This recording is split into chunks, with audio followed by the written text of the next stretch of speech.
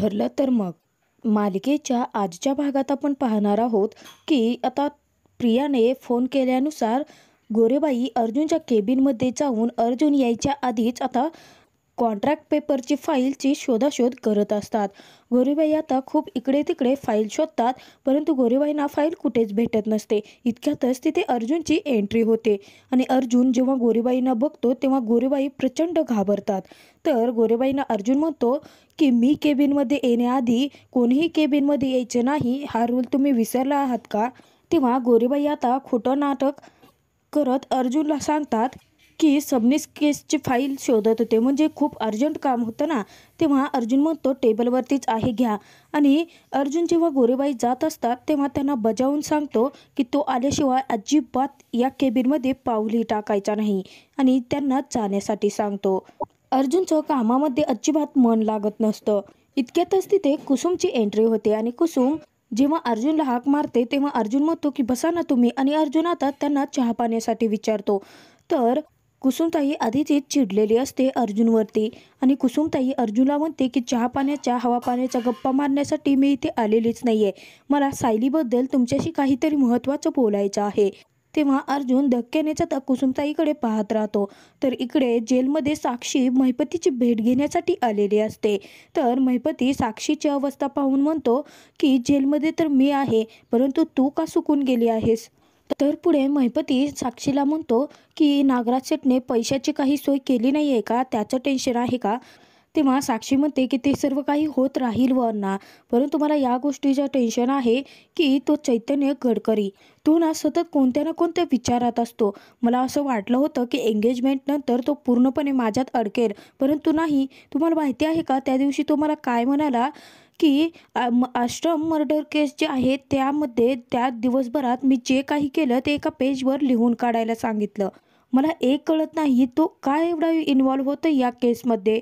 परंतु अण्णा मला एक गोष्ट कळत नाही आहे की हा एवढा इन्व्हॉल्व का होतोय, आणि तो जर या मर्डर केसमध्ये इन्व्हॉल्व झाला आणि पुरावे शोधायला सुरुवात केली तर त्याच्या एक गोष्ट लक्षात येईल की मीच खुनी आहे आणि त्यानंतर अर्जुन जे काही म्हणतोय तेही खरं निघेल.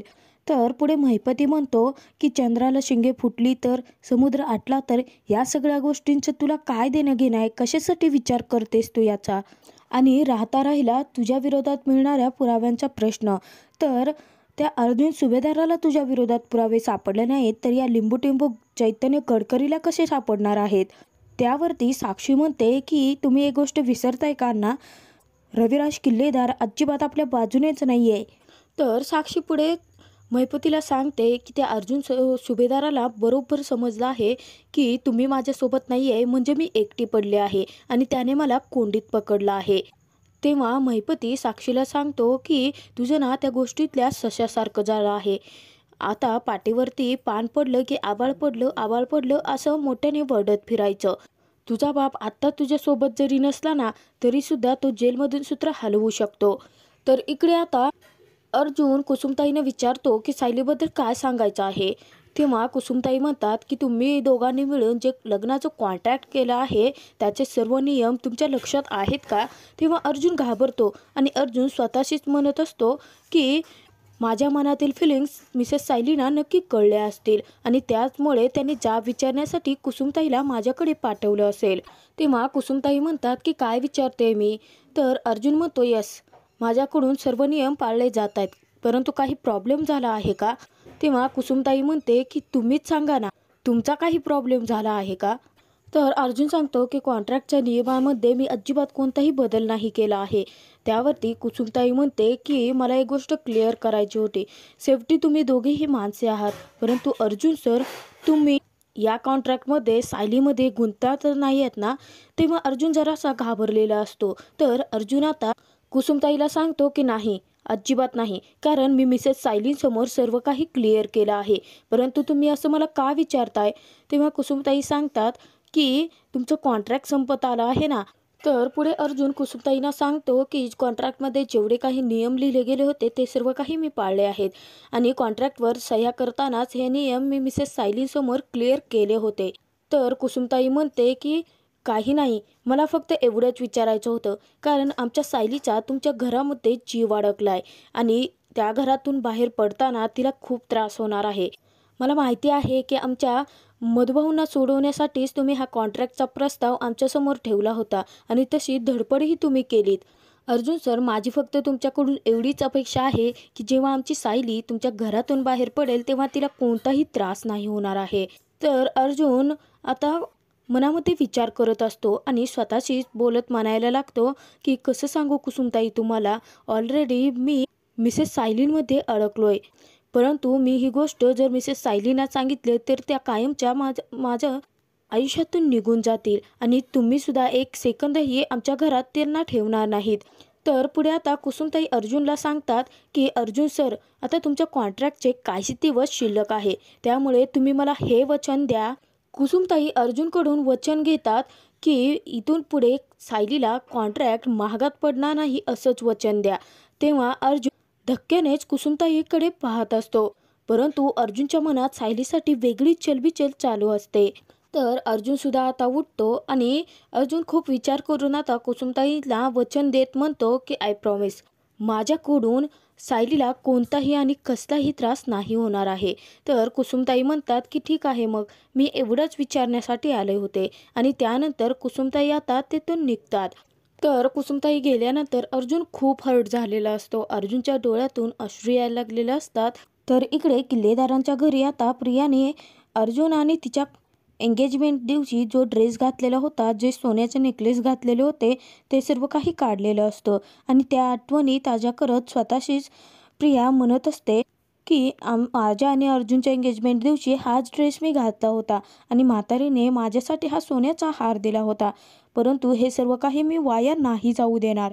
तर प्रिया त्या दिवसात स्वप्न रंगवायला लागलेली असते आणि स्वतःशी म्हणत असते की एक दिवस सुभेदारांची सून बनून मी त्यांच्या घरी जाईन आणि असले दागिने, खूप काय हिऱ्यांचे सुद्धा दागिने घालेन. इतक्यात आता प्रियाचा फोन वाजतो आणि प्रिया स्वतःशीच म्हणते सत्य आहे. तर गोरेबाईंचा फोन पाहिल्यानंतर प्रिया खूप खुश होते आणि म्हणायला लागते की नक्कीच काहीतरी गुड न्यूज असेल. परंतु जेव्हा प्रिया फोन उचलते तेव्हा गोरेबाई सांगतात की अर्जुनच्या केबिनमध्ये कॉन्ट्रॅक्ट फाईल, ते शब्द काय, त्याचा साधा वाचसुद्धा नाही आहे. तेव्हा प्रिया म्हणते की काय बोलताय गोरेबाई तुम्ही. तर गोरेबाई सांगतात की हो मॅडम, जेव्हा मी ती फाईल शोधत होते ना अर्जुन सरांच्या केबिनमध्ये, तेव्हा अर्जुन सरांनी अचानक येऊन पाहिलं मला. तर प्रिया इकडे प्रचंड घाबरते आणि म्हणते काय, तुम्हाला पाहिलं त्याने, काही प्रॉब्लेम तर झालेला नाही आहे ना. तेव्हा गोरेबाई म्हणतात की नाही तन्वी मॅडम, परंतु रिस्क खूप वाढले आहे ना, मग त्याचे पेमेंटसुद्धा वाढायला हवं आहे. तर प्रिया इकडे डोक्याला हात लावते आणि गोरेबाईंना सांगते की मी तुम्हाला तिप्पट पैसे देईन, परंतु कॉन्ट्रॅक्ट मॅरेज हे नाव असलेली प्रत्येक फाईल माझ्यापर्यंत तुम्ही पोहोचवायची आहे. तेव्हा गोरेबाई होकार देतात आणि फोन ठेवतात. तर फोन ठेवल्यानंतर प्रिया स्वतःशीच म्हणते की रिलॅक्स प्रिया, तुझ्यामध्ये ना पेशन्स असायला हवे आहेत. जर तुला अर्जुनशी लग्न करून सुभेदारांचे सून व्हायचं असेल ना, तर या गोरणीसारख्या अजून कित्येक लोकांचे तुला ऐकून घ्यावं लागणार आहे. तर इकडे आता सुभेदारांच्या घरामध्ये कल्पना सायलीला सांगत असते की ती जेव्हा लग्न करून घरी आली होती तेव्हा तिला साधे जेवणही बनवता येत नव्हतं आणि पोहे बनवल्यानंतर त्यामध्ये मीठ जास्त पडलेलं, ते पिचपिचीत झालेलं. तेव्हा आता ते सर्व काही आठवणी सांगून कल्पना, सायली आणि विमल तिघी खूप हसत असतात. तर विमल म्हणते की जर तुमच्या दोघींमध्ये जर स्पर्धा राहिली ना, म्हणजे सर्वात बेस्ट सून कोण, तेव्हा ते काय म्हणतात, ते परीक्षक असताना ते तर पळूनच जातील. कारण पूर्णाईला सून चांगली मिळाली आहे की कल्पना वहिनीला सून चांगली मिळाली आहे, याची स्पर्धा होऊच शकत नाही, असं म्हणून तिघी खूप हसत असतात. इतक्यात तिथे अर्जुन येतो. तर अर्जुन जेव्हा सायलीला पाहतो तर सायली खूप खुश असते. अर्जुन म्हणतो की मला वाटलं होतं मी मिसेस सायलीने एवढं बोललो आहे म्हटल्यानंतर मी गेल्यानंतर त्या स्वतःला त्रास करून घेतील, परंतु थँक गॉड मिसेस सायली खूप खुश आहेत. तर अर्जुन येतो आणि म्हणायला लागतो काय गप्पा चालल्या आहेत लेडीज. तेव्हा विमल सांगते की वहिनी आम्हाला त्यांच्या लग्नाच्या गोष्टी सांगत होत्या. तेव्हा अर्जुन हसायला लागतो. तर कल्पना सांगते की तू बस, तुझ्यासाठी कॉफी देते. तेव्हा सायली अर्जुनकडे आणि अर्जुन सायलीकडे पाहतो. तर सायली काही न बोलता निमूटपणे अर्जुनला कॉफी आणून देते.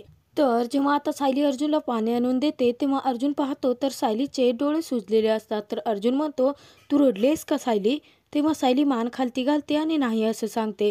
परंतु अर्जुनला डाऊट आलेलाच असतो. तर इतक्यात कल्पना कॉफी घेऊन येते आणि अर्जुनला म्हणते की अर्जुन, अरे खूप दिवसांनी कुसुमताई आल्या होत्या ना, तेव्हा मधुभाऊंचा विषय निघाला असेल. तू सायलीची काळजी नको करू, मी तिला समजावून सांगितलं आहे. तर पुढे अर्जुन काही बोलणार तेव्हा सायली म्हणते की दूध आहे गॅसवरती आणि खोटं कारण सांगून सायली अर्जुनपासून दूर जाते. तर त्याच नंतर आता अर्जुन आणि सायली दोघेही रूममध्ये असतात. तर अर्जुन कोणती तरी केस स्टडी करत असतो. तर सायली आता झोपण्यासाठी ब्लँकेट वगैरे काढत असते. सायली अचानक चटई काढते आणि खाली हंतरते. तेव्हा अर्जुन उठतो आणि म्हणायला लागतो, एक मिनिट, तुम्ही खालती का झोपताय? तर सायली म्हणते की आजपासून दररोजच्या सारखं खालती गादी टाकूनच मी झोपणार आहे. काय आहे ना, कॉन्ट्रॅक्टचे आपले दिवस संपत आले आहेत ना, आणि मला माझी जागा विसरून चालणार नाही. तेव्हा अर्जुनला खूप वाईट वाटतं. तर अर्जुन म्हणतो, हे बघा मिसेस सायली, घरचे ना तुमच्यासोबत इतके कम्फर्टेबल झाले आहेत ना की नॉक न करतात कधीही आत येऊ शकतात. तेव्हा आता धोका पत्करण्यात काहीच अर्थ नाही आहे. तर तुम्ही प्लीज बेडवरती झोपा, ऐका माझं. तर सायलीला अर्जुनचं म्हणणं पटतं आणि सायली म्हणते, ठीक आहे, शेवटच्या दिवसात कशाला धोका पत्करायचा. परंतु सर, आपण आता दोघांमध्ये उशा लावून झोपूयात, आधी जसं झोपत होतं तसं. तेव्हा अर्जुन धक्क्यानेच विचारतो की का? तर सायली म्हणते की जे अंतर हळूहळू कमी झालं होतं ते आपल्याला वाढवायला हवं आहे. आणि त्यानंतर सायली चटई ठेवण्यासाठी जाते. तेव्हा अर्जुन आता विचार करायला लागतो. मिसेस सायलीला नक्कीच माझ्या मनात काय चाललं आहे हे समजलं असणार आहे आणि त्याचमुळे मिसेस सायली अशा वागत आहेत. तर त्यानंतर हळूहळू सायली उशी काढून देत असते आणि अर्जुन आता त्या दोघांच्या मध्ये ठेवत असतो. तर अर्जुन मनात विचार करत असतो की मिसेस सायली, मला हे अंतर अजिबात वाढवायचं नाही आहे, उलट तुम्ही मला माझ्याच जवळ हवे आहात. तर सायलीसुद्धा मनात विचार करत असते की मला लवकरात लवकर यांच्यापासून दूर गेलेलंच चांगलं आहे. दोघेही आता एकमेकांमध्ये दोघेही आता एकमेकांमध्ये गुंतलेले असतात आणि एकमेकांकडे पाहायला लागतात. तर पुढील भागात आपण पाहणार आहोत की आता सायलीने सर्व काही तारखांना कॅलेंडरमध्ये गोल करून ठेवलेलं असतं आणि सायली अर्जुनला सांगते की इंग्रजी कॅलेंडरप्रमाणे आपलं कॉन्ट्रॅक्ट संपायला फक्त 2 दिवस उरले आहेत. तेव्हा अर्जुनला खूप मोठा धक्का बसतो. तर सायली कॅलेंडर दाखवते आणि त्यानंतर ती खालती चाललेली असते. अर्जुन सायलीला हाक मारतो आणि थांबवणार इतिहात अर्जुनच्या पायाला लागतं आणि अर्जुनच्या पायाला लागल्यानंतर अर्जुनला खूप वेदना होत असतात. तेव्हा सायली येते, अर्जुनला सावरते आणि खालती बसवते. त्यानंतर पटकन सायली मलम आणते आणि अर्जुनच्या पायाला लावत असते. तर सायली अर्जुनला म्हणते की आत्ता मी मलम लावून देते आहे, परंतु मी गेल्यानंतर तुम्ही स्वतःची काळजी कशी घेणार आहात? तेव्हा अर्जुनला खूप वाईट वाटतं आणि अर्जुन धक्क्याने सायलीकडे पाहायला